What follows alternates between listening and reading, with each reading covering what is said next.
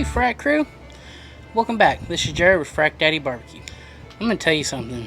This gator pit right here deserves something better than just your normal run-of-the-mill brisket that you can get. So what we're going to do is we're going to jack that brisket up to the next level. We're going to be dry aging us a choice brisket for 60 days. Oh my goodness, I saw this on Guga Foods and I thought to myself, I've got to do this. So let's go inside and do it. So here we have our 18-pound choice brisket, which, you know guys, you can see this beautiful fat and this beautiful marbling in here. It's a pretty dang good choice brisket. So as hard as it is for me to not to want to trim this up, please do not trim any of this fat off, because you will need this fat on here to protect your brisket so you can dry age it as long as you have to.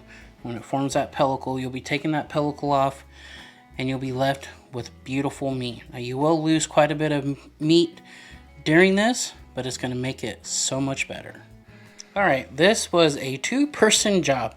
I'm glad I had my trusty assistant Melissa to hold this up. Now this brisket will shrink during the process, so it will fit in here a little bit better. Alright, I'm going to show you how simple it is, y'all. So you come over here and you just keep going to the opposite side. Have our 18-pound choice brisket fixing to go into the SteakAger for 60 days. As you can see, our brisket has a neighbor. That is going to be a 45-day aged Wagyu ribeye from Midland Meat Company.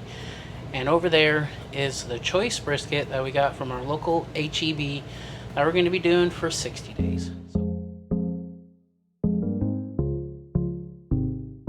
Hey Frac crew, it has been 60 days since we put this brisket into the dry ager.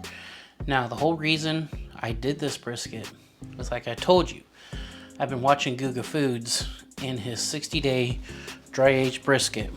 And here's our brisket after 60 days in the dry ager. We're going to cut it up tonight, take the pellicle off, and then tomorrow morning we're going to put it in my gator pit and we're going to start smoking to see if he really says dry aged brisket is the best thing he's ever had for brisket. I've never seen a dry aged brisket. This is what we're dealing with. Started off at 18 pounds. As y'all can see, it's got a beautiful, beautiful pellicle that formed with the dry aging process. Now what dry aging does is it takes the moisture out of your beef, tenderizes it, gives it kind of like a nutty kind of blue cheese flavor. It does not smell rotten, guys. It actually has kind of like a nutty, not no blue cheese, not that funk that most people might think you're gonna get. Now what I do notice, I've noticed right here, just from the heat of my hands, like on Wagyu, this fat is starting to melt under the heat of my own hands, and I'm wearing gloves. So we're gonna be very careful with this one to make sure we don't cut ourselves again like we did in our ribeye video. So let's start trimming this up and let's see how it looks. We're gonna be using my knife that I got from Ryland Cutlery. As y'all can see, we've got our name engraved onto this. So let's see how this knife does on trimming this pellicle.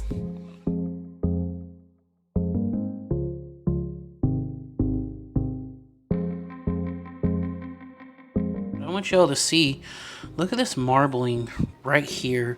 I mean, this is a choice brisket and this thing looks amazing. This is the aftermath of trimming the brisket. Are y'all ready for this? Bam!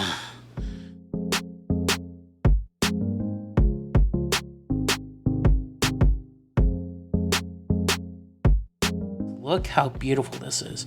This fat is like a Wagyu fat. Now I will tell you, as of right now, Guga Foods is correct. He said that his choice brisket turned into basically like a Wagyu fat, and that is no lie. Now, tomorrow is going to be the real deal. Guga Foods did his on a Weber kettle. We're stepping it up. we're doing it Texas style. I'm going to be using my gator pit, my offset smoker, and on top of that we're going to be doing another 15-pound brisket, which we're going to trim. That's going to go on first, and we're going to do a comparison and see which brisket is actually better. Good morning, Frac crew. It is now that time for us to season up our 60-day dry aged brisket. It is approximately 8 o'clock in the morning, and these dry aged briskets do not cook like a normal brisket. They actually cook quite a bit longer because you're already taking out all the moisture. So let's season this brisket up. What we're gonna do here, since all of our moisture is out of our brisket already, I'm just gonna come over here with a little bit of oil, spray on this so I have a binder for my seasonings to stick.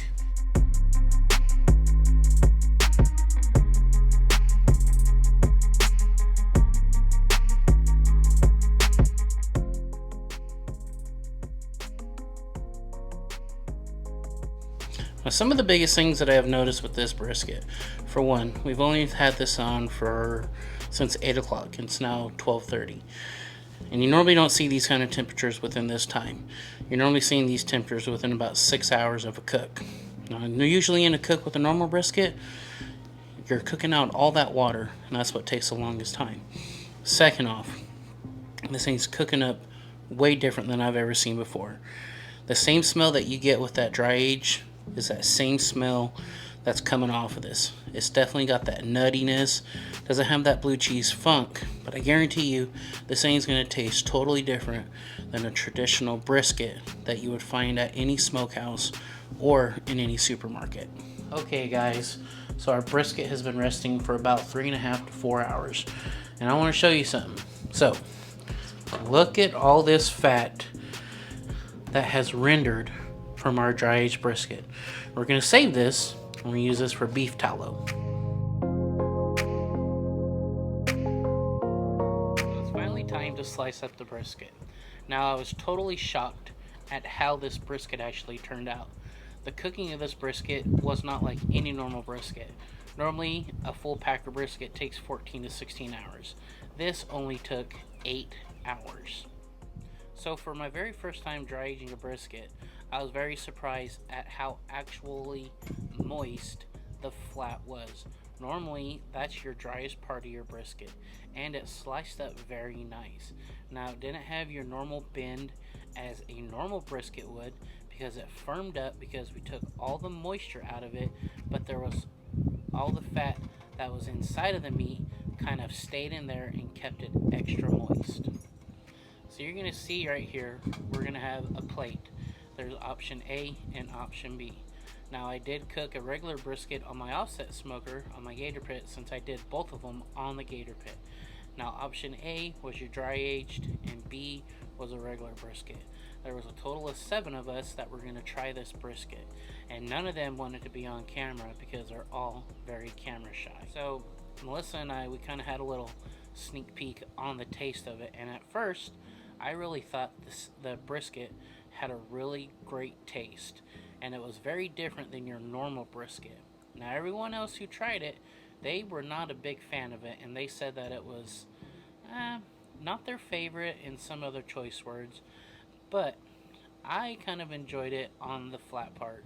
But when I got to the fatty part, where I realized there was some more oxidation than the rest of my brisket, I was totally blown away. Kind of like pure funk hit me right in the face. Super funky, and I'm not sure that if some bacteria kind of got inside of the cavity where we might have had something gone wrong, because you know when butchers cut briskets, they're not always the prettiest when they cut them. There could have been like a little nick that we didn't see, and just bacteria could have started growing on the inside. I contacted Chris from La Familia. He does dry aging all the time, and when I told him that, he told me that that's more than likely what happened, because we shouldn't have had that super funk like we did. It should have been super beefy and it just a lot better taste than it was. I tell you what, I will give this a shot again, but I may use a different method. But for my first time doing a dry aged brisket, I think it was a success. So, was Guga Foods right about this 60-day dry aged brisket? I'm not too sure about it, but that's just my opinion. I just want to say thank you guys for taking the time out of your day for watching this video and supporting the Frac crew. Now, if you have any questions about the equipment that I use, like the Dry Ager, we do have a discount. BBQ5 will get you 5% off with Dry Ager if you want to use that to go purchase yourself one. Now, there will be more dry aging videos coming in the future, and I just want to say I hope you all have a great day until the next Frac Daddy Barbecue.